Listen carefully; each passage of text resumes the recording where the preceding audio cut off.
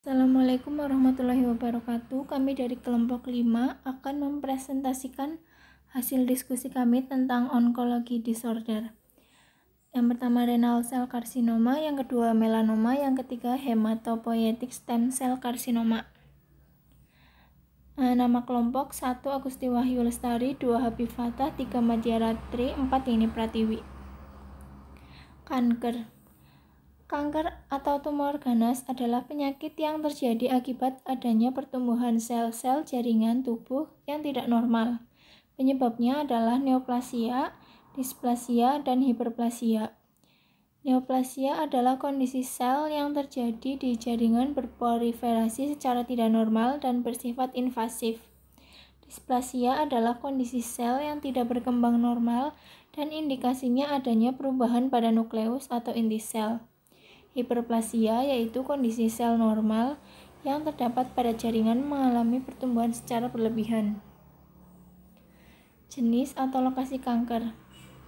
Yang pertama payudara, kolon rektum, laring, paru, leukemia, pankreas, prostat, gaster, ovarium, serviks, kandung kemih, dan lain-lain.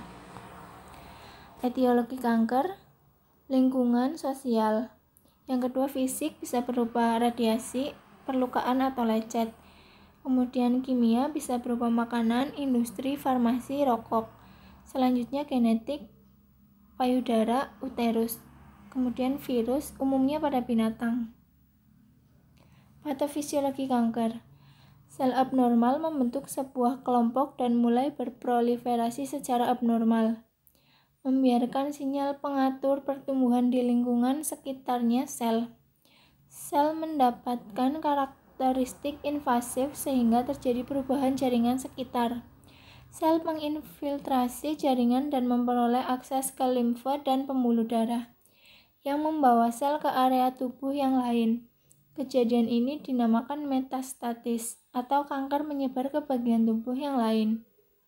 Sel-sel kanker disebut neoplasma ganas atau maligna dan diklasifikasikan serta diberi nama berdasarkan tempat jaringan yang tumbuhnya sel kanker tersebut. Kegagalan sistem imun untuk menghancurkan sel abnormal secara cepat dan tepat tersebut menyebabkan sel-sel tumbuh menjadi besar dan dapat ditangani dengan menggunakan imun yang normal. Kategori agen atau faktor tertentu yang berperan dalam karsinomagenesis atau transformasi maligna mencakup virus, bakteri, agen fisik, agen kimia, faktor genetik atau familial, faktor diet, dan agen hormonal. Neoplasma merupakan pertumbuhan baru. Menurut seorang onkolog dari Inggris, menemukan neoplasma sebagai massa jaringan yang abnormal, tumbuhan berlebih, dan tidak terkoordinasi dengan jaringan yang normal dan selalu tumbuh meskipun rangsangan yang menimbulkannya sudah hilang. Proliferasi neoplastik menimbulkan massa neoplasma sehingga menimbulkan pembengkakan atau benjolan pada jaringan tubuh, sehingga terbentuk tumor. Istilah tumor digunakan untuk pembengkakan oleh sebagian jaringan atau pendarahan. Tumor dibedakan menjadi dua, yaitu jinak dan ganas. Jika tumor ganas dinamakan kanker. Manifestasi klinik. Yang pertama, sel-sel kanker menyebar dari satu organ atau bagian tubuh ke organ atau bagian tubuh yang lain melalui invasi dan bermetastase, sehingga manifestasi sesuai organ atau tubuh yang terkena. Yang kedua, kanker menyebarkan anemia, kelemahan, penurunan berat badan atau disfagia, kesulitan menelan, anoreksia, sumbatan, dan nyeri, seringkali di stadium akhir. Yang ketiga, gejala disebabkan oleh penghancuran jaringan dan penggantian oleh kanker non-fungsional atau jaringan yang sangat produktif, misalnya gangguan sumsum tulang dan anemia atau kelebihan produksi steroid adrenal. Tekanan pada struktur sekitar menyebabkan peningkatan kebutuhan metabolik dan gangguan produksi sel-sel darah. Selanjutnya pengobatan kanker. Yang pertama, pembedahan. sangat efektif bila dilakukan pada penderita kanker stadium awal sehingga mempunyai peluang sembuh. Yang kedua, kombinasi. Pengobatan kombinasi memadukan antara kemoterapi, radioterapi, dan pembedahan. Yang ketiga, radiasi atau penyinaran bertujuan untuk menghancurkan jaringan yang terkena kanker. Yang keempat, kemoterapi. Pengobatan kemoterapi bertujuan menjangkau sel-sel kanker yang menyebar ke bagian tubuh lain dengan cara menghambat dan mengontrol pertumbuhan sel kanker. Selanjutnya yaitu renal cell carcinoma. Kanker ginjal adalah penyakit yang terjadi ketika sel-sel sehat dalam satu atau kedua ginjal tumbuh di luar kendali dan membentuk benjolan atau tumor. Karsinoma sel ginjal adalah jenis kanker ginjal yang paling umum terjadi pada orang dewasa. Epidemiologinya, kanker ginjal terjadi 1,5 kali lebih banyak pada pria dibanding wanita, dengan usia puncak insiden berkisar di usia 60-70 tahun. Secara statistik, insiden kanker ginjal meningkat di Amerika Serikat dan Eropa selama 3 dekade terakhir. Peningkatan insiden ini terutama terjadi pada wanita dan ras kulit hitam. Insiden renal cell carcinoma atau RCC memiliki presentasi sekitar 3-5% dari seluruh jenis kanker yang ada. Selanjutnya untuk faktor resikonya. Faktor resiko untuk terjadinya renal cell carcinoma adalah merokok, kegemukan, hipertensi, dan kurang aktivitas fisik dan penyakit von Hippel-Lindau sebagai faktor herediter RCC. Riwayat RCC pada turunan pertama keluarga atau first degree relatif juga ikut serta dalam peningkatan faktor risiko RCC. Untuk pemeriksaannya bisa dengan yang pertama yaitu anamnesis, kedua pemeriksaan fisik, ketiga pemeriksaan laboratorium, keempat pencitraan, kelima biopsi ginjal. Kemudian untuk tata laksananya, yang pertama terapi pembedahan. Pembedahan pada kasus renal cell carcinoma memiliki beberapa tujuan yaitu kuratif, paliatif, dan reseksi lesi metastasis. Nefrektomi radikal merupakan terapi baku emas pada pasien dengan penyakit terlokalisir. Saat ini, kelenjar adrenal cenderung dipertahankan jika tidak terinvasi oleh tumor. Diseksi KGB bukan bersifat terapeutik, tetapi lebih bersifat prognostik. Diseksi KGB direkomendasikan bila KGB terabah atau tampak membesar pada CT scan. Yang kedua, terapi nefrektomi sitoreduktif. Nefrektomi sitoreduktif pada kasus metastasis memberikan hasil yang lebih baik dibandingkan hanya diberikan terapi sistemik. Pembedahan diikuti oleh terapi sistemik dikerjakan bila keadaan umum penderita baik atau skor Karnofsky lebih dari 70 dan tidak ada metastasis otak. Yang ketiga, dengan terapi sistemik. Indikasi terapi sistemik adalah penderita relaps setelah terapi nefrektomi radikal stadium 4 pasca nefrektomi sitoreduktif atau tidak resektabel. Menurut cara kerja obat, terapi target dibagi menjadi dua kelompok, yakni yang pertama, tirosin kinase inhibitor atau TKIS.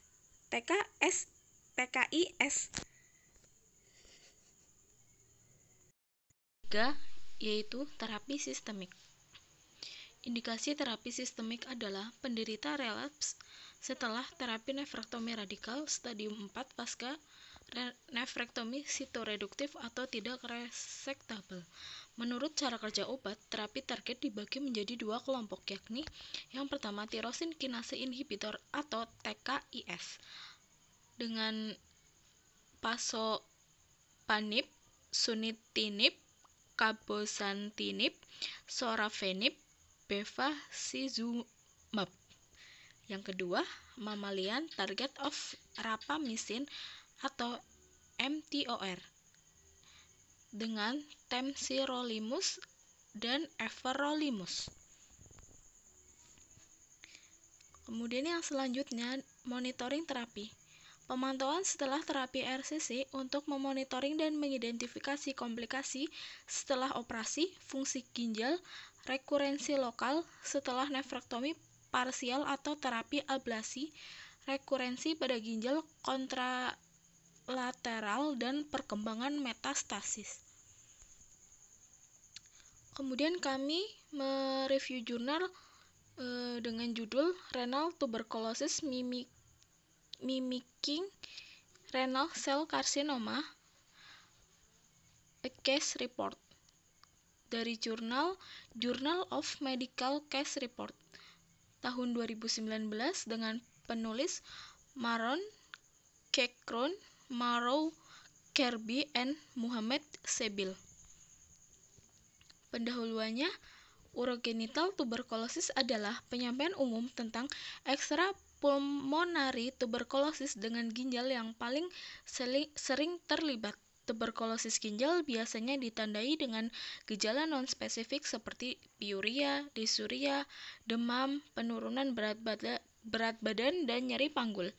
Tuberkulosis ginjal dapat diungkapkan oleh massa, biasanya karena hidronefrosis dari ginjal yang terlibat. Pseudotumoral merupakan penyajian tuberkulosis ginjal dengan entitas yang sangat langka. Kemudian di jurnal ini kasusnya yaitu seorang perempuan berusia 52 tahun di Afrika memeriksakan diri ke rumah sakit mengeluh dari 8 bulan yang lalu demam dengan hematuria, penurunan berat badan, nafsu makan menurun, kelemahan umum, dan sisi kanan intermiten nyeri. Dia memiliki sejarah TBC paru dirawat selama 6 bulan periode 10 tahun yang lalu. Pemeriksaan fisiknya yaitu suhunya adalah 37,7 derajat Celcius dengan tekanan darah 124/84 mmHg dan denyut nadi biasa pada 86 denyut per menit. Kemudian pemeriksaan laboratoriumnya mengungkapkan hemoglobinnya adalah 10 gram per dl, total leukosit terhitung 15.000 per mm, dan peningkatan eritrosit laju sedimentasi 150 mm per jam. Tes fungsi hati dan hasil pemeriksaan biologis lainnya normal. Urinalisis menunjukkan pH urin 6,0, leukosit 1+, protein 4+, eritrosit 3+. Terhitung leukosit Gibbs dan hasil negatif dari urin untuk agen virulen. USG Doppler pada warna perut diperbesar berukuran sekitar 8 x 6 cm, menunjukkan ginjal dengan aliran minimal.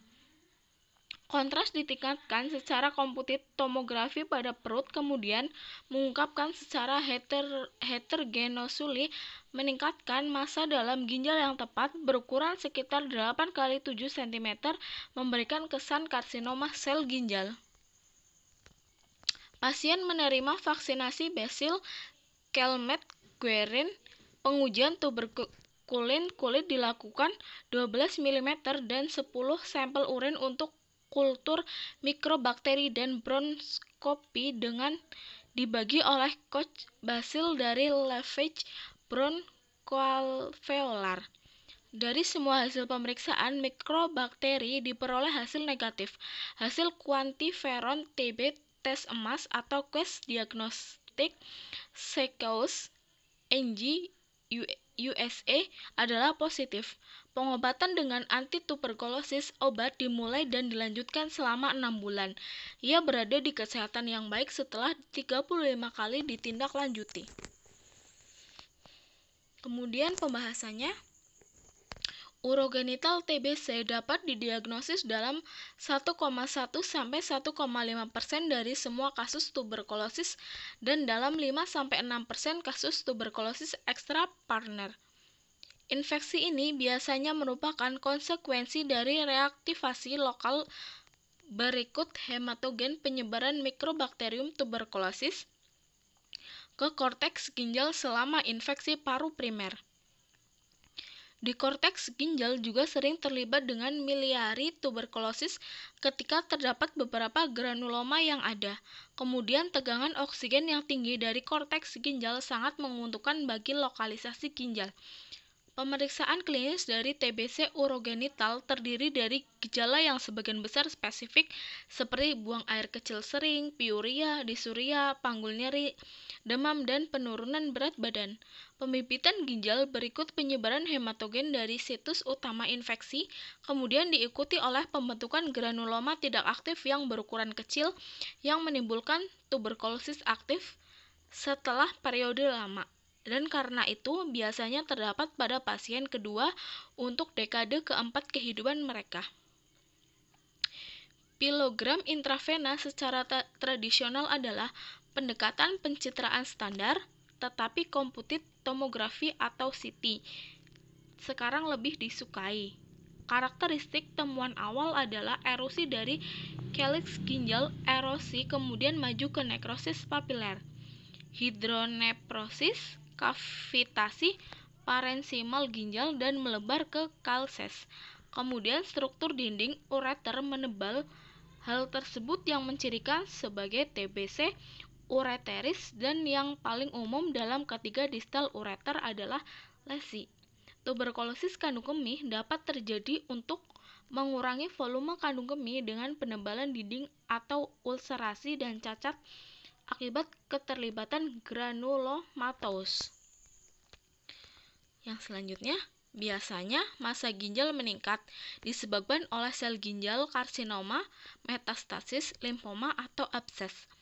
Tuberkulosis urogenital jarang memanifestasikan sebagai pseudotumor yang biasanya dinyatakan karena kolom hipertrofit dari Bertin, dismorfisme ginjal, atau yang luar biasa berbentuk ginjal. Dalam kasus yang jarang terjadi, tuberkulosis urogenital sebagai nodul tunggal atau beberapa parensimal tanpa keterlibatan saluran kemih. Lesi dapat menstimulasikan kista hidatit ginjal atau pseudotumoral pilonefritis santogranulomatous. Kemudian untuk TB genitourinary dapat ditandai sebagai nodul parensimal yang didefinisikan dengan baik dari variabel dengan sistem pengumpulan dalam apa yang dikenal sebagai jenis pseudotumoral. Dengan pemeriksaan klinis dan radiologi temuan sugestif sel ginjal karsinoma, akibatnya pasien yang menjalani operasi pengangkatan ginjal terlibat dengan pemeriksaan histopatologi secara tiba-tiba menetapkan diagnosis tuberkulosis. Diagnosis ditandai oleh pertumbuhan mikrobakterium tuberkulosis dalam kultur urin atau jaringan.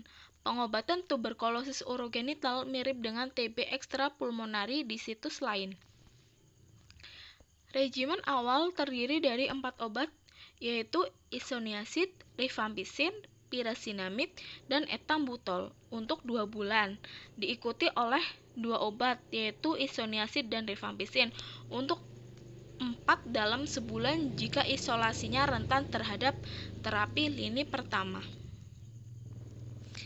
Untuk kesimpulan dari jurnal yang sudah direview tadi, yaitu penyajian pseudotumoral dari tuberkulosis urogenital sangatlah jarang. Tuberkulosis ginjal diduga karena massa ginjal atipikal pada pasien endemik tuberkulosis.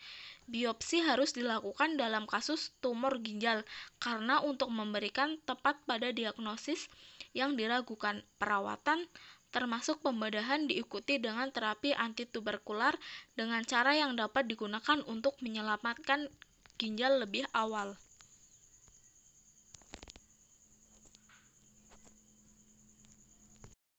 Selanjutnya yaitu melanoma. Kanker kulit adalah suatu penyakit yang disebabkan oleh berubahnya sifat-sifat penyusun sel kulit yang normal menjadi ganas, di mana sel-sel akan terus membelah menjadi bentuk yang abnormal secara tidak terkontrol akibat kerusakan DNA. Bila dilihat dari segi histopatologik, memiliki struktur yang tidak teratur dengan diferensiasi sel dalam berbagai tingkatan pada kromatin, nukleus, dan sitoplasma. Epidemiologi. Jumlah insiden melanoma maligna lebih kecil dibanding karsinoma sel basal dan karsinoma sel squamosa. Angka kematian yang disebabkannya cenderung lebih besar, yaitu menyebabkan 75% kematian akibat kanker kulit. Di Australia, yang merupakan salah satu negara dengan insiden kanker kulit tertinggi di dunia, dilaporkan terjadi insiden kanker kulit 4 kali lipat lebih tinggi dibanding Amerika Serikat, Inggris, dan Kanada. Melanoma merupakan jenis kanker kulit dengan insiden tertinggi pada umur 15-44 tahun di Australia. Etiologi. Secara umum, kanker kulit memiliki banyak resiko yang potensial, antara lain terpapar oleh radiasi sinar ultraviolet secara berlebihan, baik ultraviolet A maupun ultraviolet B. Luka yang lama tidak sembuh, khususnya luka bakar, di antaranya Marjolin ulcer yang biasa berkembang menjadi karsinoma sel squamosa. Predisposisi genetik termasuk tai lalat berukuran lebih 20 mikrometer beresiko tinggi berkembang menjadi kanker. Human papilloma virus atau HPV sering dihubungkan dengan karsinoma sel squamosa pada genital, anus, mulut, faring, dan jari tangan. Toksin arsenik merupakan salah satu resiko peningkatan insiden karsinoma sel squamosa. Kekurangan beberapa vitamin dan mineral tertentu dan merokok. Klasifikasi. Kanker kulit dapat diklasifikasikan dalam 3 tipe terbanyak, yaitu karsinoma sel basal, karsinoma sel squamosa, dan melanoma maligna. Yang pertama, karsinoma sel basal adalah tipe kanker kulit terbanyak, bersifat lokal, invasif, jarang bermetastatis, namun tetap memiliki peluang untuk menjadi maligna karena dapat merusak dan menghancurkan jaringan sekitar. Yang kedua, karsinoma sel squamosa adalah tipe kedua terbanyak setelah karsinoma sel basal. Berasal dari sel squamosa pada lapisan epidermis kulit. Yang ketiga, melanoma maligna adalah tumor yang berasal dari melanosit, merupakan salah satu tumor yang paling ganas pada tubuh dengan resiko metastatis yang tinggi. Diagnosis. Secara umum, diagnosis penyakit kanker kulit dapat didekatkan dari anamnesis. Pemeriksaan klinis dengan melihat euflorensi kulit, pemeriksaan penunjang seperti dermoskopi, serta pemeriksaan histopatologi sebagai standar baku emas. Karena masing-masing tipe kanker kulit memiliki euflorensi yang berbeda, maka pendekatan diagnosis tiap-tiap tipe pun berbeda. Tata laksana. A. Terapi pembedahan. 1. Pembedahan dengan eksisi. Yang pertama, pembedahan dengan teknik microscopic surgery. Yang kedua, curettage and cautery. Yang ketiga, cryosurgery. Yang keempat, photodynamic therapy. Yang B. Radiasi. Radiasi menggunakan sinar X-ray dengan energi tinggi untuk membunuh sel kanker. Dikatakan bahwa radiasi bukanlah untuk menyembuhkan kanker, melainkan sebagai terapi ajuvan setelah pembedahan, untuk mencegah rekurensi dari sel kanker atau untuk mencegah metastatis. Yang C. Kemoterapi. Kemoterapi adalah metode dengan menggunakan obat-obatan untuk membunuh sel kanker, khusus pada tipe melanoma maligna. Hal ini disebabkan karena sifat melanoma maligna yang sering dilakukan metastatis ke organ lain. Beberapa jenis obat kemoterapi yang digunakan adalah dacarbazine, cisplatin yang dikombinasikan dengan vinblastine, temozolomid atau temodar, dan paclitaxel. Selanjutnya adalah review jurnal dengan judul abdominal perineal resection or with with the local excision in primary anorectal malignant melanoma case report and review. Jurnal Annals of Medicine and Surgery tahun 2017 volume 19 dan halaman 74 sampai 77. Penulis Saverio Latteri, Michele Teodoro, Michele Malaguarnera, Maurizio Mannino, Giuseppe Curro, Gaetano La Greca. Pendahuluan. Melanoma maligna anorektal primer atau AMM adalah tumor langka dan agresif dengan prognosis buruk. Ini mewakili 2% dari semua melanoma. Itu adalah bentuk melanoma ketiga paling umum setelah kulit dan retina. Meskipun demikian, kondisi ini diketahui, deskripsi kasus tunggal dapat memberikan informasi yang lebih berguna tentang patologi ini. Penyakit ini biasanya mempengaruhi Kaukasia dan wanita. Kasus: seorang pria 77 tahun dirawat di rumah sakit, mengeluh 8 bulan, sejarah perdarahan rektum tanpa rasa sakit. Pemeriksaan rektal digital menunjukkan perdarahan massa rektum lunak 5 cm dari ambang dubur. Itu ditemukan sisa pemeriksaan fisik dalam batas normal. Pada saat masuk dan selama tindak lanjut, serum dianalisis untuk evaluasi penanda biokimia dan tumor.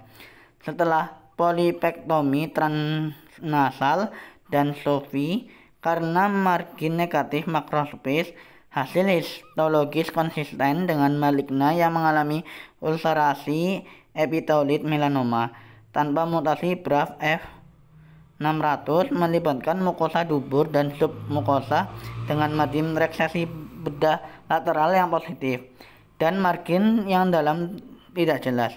Saat masuk, LDH dan YKL 40 masing-masing adalah 987 per liter dan 852 mg per liter. Riwayat klinis untuk melanoma primer pada kulit dan situs non-kutan lainnya, termasuk mata, adalah negatif. Pemindahan tomografi terkomputasi dari perut, dada, otak, dan PET atau CT menunjukkan non-homogen dan sebagian calcified massa menempati tempat tidur prostat dan mengeluarkan kelenjar getah bening dan metastasis jauh. Reseksi perineum abdomen laparoskopi dengan amputasi anorektal telah dilakukan bersama dengan eksisi mesorektal total menggunakan shear harmonic shear ultrascision. Pemeriksaan histologis spesimen operatif hanya menunjukkan tumor untuk menyerang melalui lamina propria mukosa di persimpangan anorektal. Pada histologi, kasus ini didiagnosis sebagai ketebalan tahap 1 dan T1B Breslow. 1 tahun setelah intervensi bedah, pemindaian komputer tomografi atau CT seluruh tubuh, LDH dan YKL 40 mengecualikan kelenjar getah bening dan metastasis jauh. Pembahasan. Melanoma anorektal jarang terjadi tetapi merupakan tumor yang agresif. Dibandingkan dengan melanoma kulit, melanoma anorektal memiliki persen terendah 5 tahun bertahan hidup, hanya 25%. Harapan terbaik untuk bertahan hidup ditawarkan oleh deteksi dini dan pengangkatan total bedah. Namun biasanya tertunda karena situs rekurensi dan tidak tersembunyi diagnosis gejala. Gejala yang paling umum dari melanoma anorektal adalah pendarahan. Dengan 80% pasien melaporkan ini sebagai keluhan utama. Gejala lain adalah kecurigaan wasir, ketidaknyamanan atau rasa sakit, masa anal, perubahan kebiasaan buang air besar, tenesmus atau pruritus, kadar HDL dan YKL 40 serum yang lebih tinggi, menunjukkan kecurigaan diagnosis melanoma anorektal. Sebagian kecil pasien datang dengan penyakit nodal dan limfadenopati inguinal karena tidak adanya spesifik gejala dan membandingkan dengan penyakit anorektal lainnya. Melanoma anorektal sering didiagnosis secara tidak sengaja. Meskipun jarang, beberapa kasus telah dijelaskan. Setiap kasus memberikan informasi pengobatan dan prognosis AMM. Ada dua metode pementasan dalam melanoma anorektal. Yang pertama, dikembangkan oleh Komisi Gabungan Amerika untuk Kanker yang merupakan metode pementasan berdasarkan kedalaman tumor primer, keberadaan tumor di kelenjar getah bening, dan keberadaan metastasis jauh. Yang kedua, sistem pementasan yang lain hanya berdasarkan penyebaran penyakit. Dia menggambarkan penyakit lokal hanya sebagai stadium 1, penyakit kelenjar getah bening regional sebagai stadium 2, dan penyakit metastatis sebagai stadium 3. Tumor paling sering terletak di saluran anus, diikuti oleh garis dentat, dengan melanoma lebih sedikit terletak di rektum itu sendiri. Tidak ada konsensus tentang pendekatan bedah mana yang lebih disukai. Sejumlah penelitian mengklaim bahwa reseksi abdominoperineum atau APR adalah pengobatan pilihan karena dapat mengendalikan penyebaran limfatik yang lebih baik dan memungkinkan untuk memperoleh margin negatif yang lebih besar untuk kontrol lokal. Studi lain malah merekomendasikan hanya eksesi sphincter shaving atau eksesi lokal luas karena pengobatan sering paliatif dan operasi radikal luas tidak perlu dimutilasi. Eksesi lokal luas sebagai operasi hemat sphincter dengan net margin di sekitar tumor dalam 2 dimensi. Manfaatnya WLE adalah pemilihan yang lebih cepat, tidak perlu stoma dan minimal, berdampak pada fungsi anus, tidak ada nilai dalam diseksi kelenjar getah bening, profilaksis selama WLE. Bahkan ketika ada node positif secara klinis juga karena kekambuhan lokoregional AMM lebih banyak pada kelenjar getah bening inguinal daripada di kelenjar getah bening panggul. APR maupun WLE tidak mempengaruhi salah satu kelenjar getah bening inguinalis, sehingga mereka tidak menawarkan keuntungan dalam mengendalikan rekurensi lokoregional. WLE mungkin tidak selalu memungkinkan. Misalnya ketika tumor menyerang kompleks sphincter atau ketika tumor menyebabkan perdarahan kronis atau obstruksi, eksisi harus dilakukan hingga otot sphincter internal dan margin samping 2 cm ke tumor. Reseksi perineum abdomen tampaknya lebih baik mengendalikan penyakit lokal, tetapi tidak mengubah insiden metastatis jauh atau kelangsungan hidup. Ramalingam et al. Mendokumentasikan bahwa APR laparoskopi dapat mengendalikan penyakit dan mengurangi morbiditas pada saat yang sama. Dalam kasus kami, APR dilakukan karena hasil histologis polipektomi transnasal mengungkapkan margin reseksi bedah positif, dan menurut literatur, bulan April harus dilakukan muatan eksisi lokal ketika positif atau terjadi perulangan. Kesimpulan, reseksi abdominal perineal dianggap sebagai pilihan terapi awal untuk melanoma ganas anorektal, menyimpulkan bahwa reseksi abdominoperineal tidak memiliki keunggulan jangka panjang yang menonjol pada waktu bertahan hidup, dan modalitas bedah lebih beresiko selain pasien diharuskan menjalani kolostomi permanen.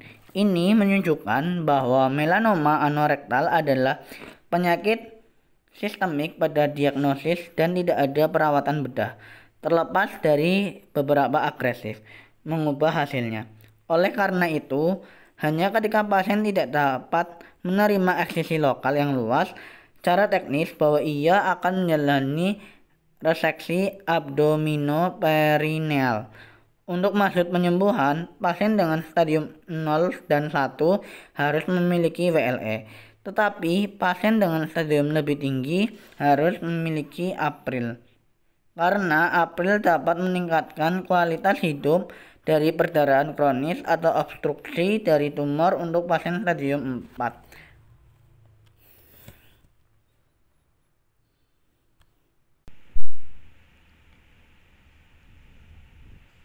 Selanjutnya saya akan membahas tentang hematopoietic stem cell transplantation, di mana istilah ini merujuk kepada sel-sel yang dibuat dalam darah atau sumsum tulang belakang yang memiliki potensi untuk berkembang menjadi jenis sel darah. Kemudian hematopoietic stem cell itu sendiri dilakukan untuk mengembalikan fungsi sumsum tulang belakang dan sistem imun setelah dirusak oleh kanker darah. Kemudian untuk hematopoietik itu sendiri diindikasi untuk pasien seperti leukemia akut, kemudian limfoma dan mieloma. Di sini saya akan membahas mengenai jurnal yang berjudul Tuberculosis in Hematopoietic Stem Cell Transplant Patient Case Report and Review of the Literature.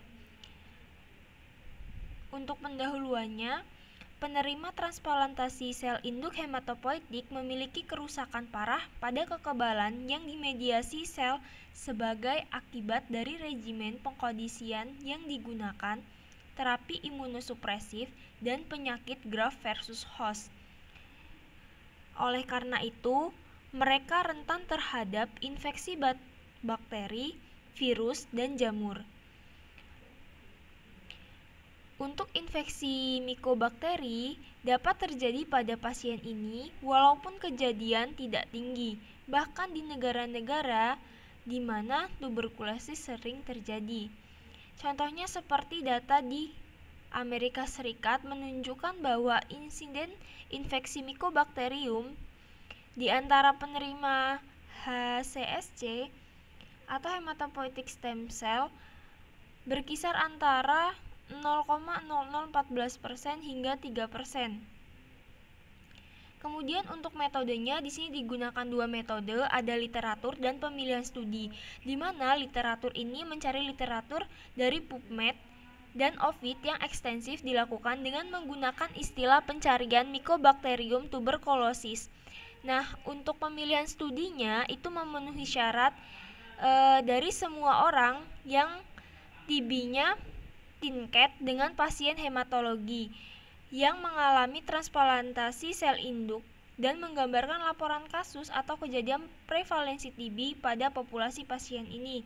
Kemudian untuk kasusnya, selama tahun 2007, 235 hematopoietic stem cell dilakukan di rumah sakit dan klinik dari Universitas Sao Paulo. Hanya satu kasus TB yang didokumentasikan selama periode ini. Contohnya seperti seorang pria berusia 21 tahun, lahir di timur laut Brazil yang didiagnosis dengan anemia aplastik parah pada Agustus 2007. Nah, kemudian dia menjalani antigen leukosit manusia Saudi HLA yang cocok dengan allogeneic HSCT pada 24 September. Pasien menerima busulfan 4 mg dan siklofosfamid 200 mg per kilo sebagai pengobatan pengkondisian dan profilaksis dengan asiklovir, fluconazole, dan cefepime. Kemudian pasien ini mengalami demam pada hari ketiga setelah HCST. Kemudian cefepime ini diganti dengan progresif dengan meropenem, teicoplanin, polymyxin, dan voriconazole. Meskipun X-ray dada normal dalam pra-screening HSCI-nya, ia mengalami demam dan gejala paru-paru, dispnea nyeri dada, dan hipoksemia tanpa batuk. Itu selama 8 hari setelah transplantasi. Kemudian untuk hasil CT scan-nya itu menunjukkan gambar yang mencurigakan di bagian paru. Kemudian untuk pemeriksaan dahaknya itu mengungkapkan adanya basil tahan asam tanpa nada jantung. Nah, kemudian untuk hasilnya dari 34 artikel yang telah diidentifikasi dalam pencarian literatur, namun hanya 25 yang menggambarkan TB pada pasien hematologi yang pernah menjalani hematopoietic stem cell atau HSCT. Pada 4 penelitian yang berkaitan dengan screening TH dengan uji kulit tuberkulin dan profilaksis, satu melibatkan hewan uji dan satu pada subjek, terjadi kerentanan genetik untuk Mycobacterium. Kemudian hanya ada 2 laporan perikarditis karena sebagian besar kasus TB dijelaskan dalam kaitannya dengan allogeneic HSCT dan mortalitas pada jenis HSCT ini tinggi mulai dari 0% hingga 50%. Nah, kemudian untuk pembahasannya, pasien dalam laporan kasus ini menjalani allogeneic transplantasi dan mengembangkan TB itu selama 8 hari setelah HSCT-nya dilakukan. Kemudian pasien telah menerima vaksinasi terhadap TB di masa kecil. Tahun sebelumnya dia melakukan kontak dengan penderita TB paru. Kemudian pada hari ketiga pengobatan antituberkulosis ia mengalami perikarditis. Kemudian pasien menerima pengobatan anti-TB ini selama 6 bulan tanpa jeda. Kemudian untuk tuberkulosis ini terjadi antara 21 dan 1410 hari pasca hematopoietic stem cell dan paru-paru. Kemudian untuk mortalitas bervariasi dari 0 sampai 50% dan lebih tinggi pada HSCT allogenik. Tidak ada konsensus mengenai screening dengan tes kulit tuberkulin atau profilaksis primer untuk TB laten. Dan penelitian lebih lanjut tentang hal ini diperlukan di negara berkembang dengan prevalensi TB yang tinggi. Untuk kesimpulannya, jadi tuberkulosis ini sering terjadi dan memiliki prognosis yang lebih buruk allogeneic hematopoietic stem cell dan umumnya terjadi di antara 8 dan 1410 hari setelah HSCT. Kemudian pasien ini menerima